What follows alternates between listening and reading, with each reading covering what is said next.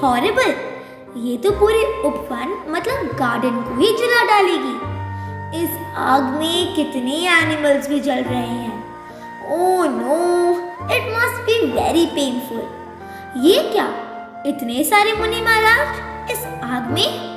मुनिराज के चारों ओर आग लगी हुई है। They are going to get burnt alive. ओह, तो भी ये सब इतने शांत कैसे बैठे हैं?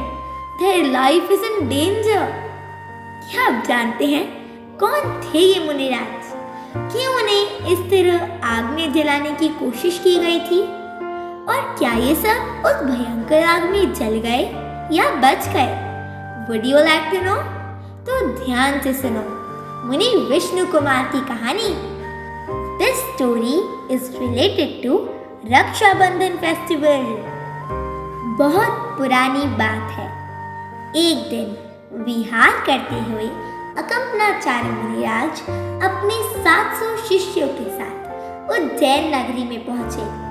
अकंपनाचार्य मुनिराज को कुछ अनफॉर्चुनेट होने का आभास हुआ, तो उन्होंने अपने सभी 700 शिष्यों को मौन रहने के लिए कहा। मौन रह जाना मतलब कुछ नहीं बोलना, साइलेंट रहना। सभी मुनियों ने ऐसा ही किया। थोड़ी ही देर में उज्जैन सिटी के राजा श्री वर्मा अपने 4 मिनिस्टर्स के साथ मुनि महाराज के दर्शन के लिए आए, जिनके नाम थे बलि, बृहस्पति, प्रहलाद और नमोजी। इन चारों मंत्रियों को धर्म में बिल्कुल भी आस्था नहीं थी, इसलिए मुनिराज को साइलेंस देखकर they started making fun। वे बोले कि शायद इन्हें कोई नॉलेज ही नहीं है, इसलिए मेडिटेशन की एक्टिंग कर रहे हैं। थोड़ी देर रुककर राजा और सभी मंत्री वहां से चले गए। ऑन द वे शिव सागर जी महाराज आहार करके नगर की ओर आ रहे थे। मंत्रीगण उनका भी मजाक बनाने लगे। देखो तो कैसे बैल की तरह चला जा रहा है।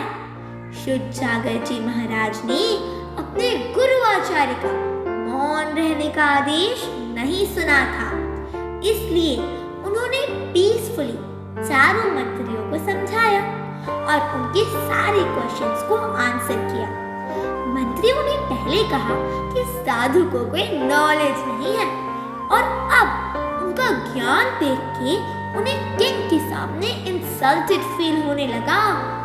फिर शुद्ध सागर महाराज जी ने आचार्य श्री को आकर सारा इंसिडेंस बताया, तो आचार्य श्री ने कहा कि हो सकता है मंत्रीगण रिवेंज लेने आए,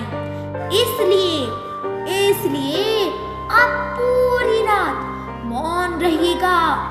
You should go on the same place जहाँ पर आपका मंत्रियों से डिस्कशन हुआ था, इससे पूरा संघ भी सेफ रहेगा। शुद्ध सागर महाराज जी ने वैसा ही किया। उस प्लेस पर जाकर ध्यान मुद्रा में खड़े हो गए। वे चारों मिनिस्टर्स इतने क्रूअल थे कि वो मुनि श्री से बदला लेने के लिए रात को अपनी स्वॉर्ड लेकर आए। जैसे ही मंत्रियों ने मुनिराज को हर्ट करने के लिए स्वॉर्ड ऊपर उठाई, तो उसी समय उनके हैंड्स वैसे ही जैम हो गए। वहां एक वन देवी प्रकट हुई और उन्होंने चारों मंत्रियों को एक साथ इस स्टैचू की तरह कीलत कर दिया। Just like a stone, they were not able to move their hands, and they stood like this for the whole night. सुबह सभी लोगों को पता लगा, तो श्री वर्मा ने उन चारों मिनिस्टर्स को अपनी सिटी से निकाल दिया। उज्जैन से निकाले जाने के बाद वो सब हस्तिनापुर पहुंचे। हस्तिनापुर के राजा पद्म थे। उनको खुश करने के लिए उन्होंने उनकी बहुत हेल्प की। राजा ने खुश होकर उन्हें एक वर मांगने को कहा। ये वर क्या होता है? वर एक प्रकार का प्रॉमिस होता है। इसका मतलब है जब भी मंत्रियों को कुछ जरूरत होगी तो वो अपना रिवॉर्ड मांग लेंगे। इधर अकंपनाचार्य मुनिराज भी विहार करते हुए अपने 700 शिष्यों के साथ हस्तिनापुर पहुंचे। जैसे ही चारों मंत्रियों को पता चला कि मुनि संग हस्तिनापुर आ रहा है, तो उन्हें पुरानी बात याद आ गई और उनके मन में गुस्सा आने लगा। वो सोचने लगे कि कैसे वो रिवेंज ले सके। उन चारों मंत्रियों ने राजा पद्म से कहा, हमें अपना वर दे दीजिए, हमें आपका राज्य और राजा के सभी राइट्स नेक्स्ट 7 डेज के लिए चाहिए। महाराज पद्म had to fulfill minister's wish. जैसे ही वो हस्तिनापुर के राजा बने, they started doing wrong things. जहाँ आचार्य श्री अपने 700 शिष्यों के साथ ठहरे हुए थे ना, उस पूरी जगह को चारों तरफ से बड़े बड़े वुडन लॉक से कवर कर दिया, उसको एक हवन कुंड जैसा बना दिया और फिर उसमें आग लगा दी। तब मुनि शुद्धसागर जी महाराज मिथिला नगरी में थे। उन्हें एस्ट्रोलॉजी की अच्छी नॉलेज थी। जब ये सब हो रहा था ना, तो सडनली उन्होंने आसमान में एक स्टार श्रवण नक्षत्र को कांपता हुआ स्पेशल वे में चमकता हुआ देखा और उनके मुंह से हा शब्द निकला। ये शब्द उनके शिष्य झलक पुष्पदंती ने सुना और उन्होंने उसका रीजन पूछा। उन्होंने अपने ज्ञान से जाना कि अकम्नाचार्य आदि 700 मुनियों पर पापी बलि द्वारा ट्रबल किया जा रहा है। तो शुल्लक जी ने क्यूरियोसिटी से पूछा कि इसका उपाय क्या हो सकता है। शुद्धसागर जी महाराज ने बताया कि उनके शिष्य विष्णु कुमार मुनि उन्हें विक्रिया रिद्धि है और उससे वे इसका समाधान कर सकते हैं।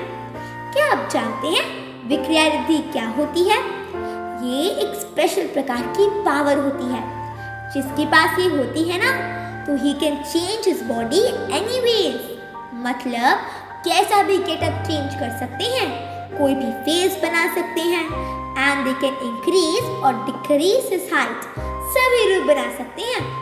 फिर शुल्लक जी ने मुनि विष्णु कुमार से सभी मुनियों की सेफ्टी के लिए रिक्वेस्ट करने गए।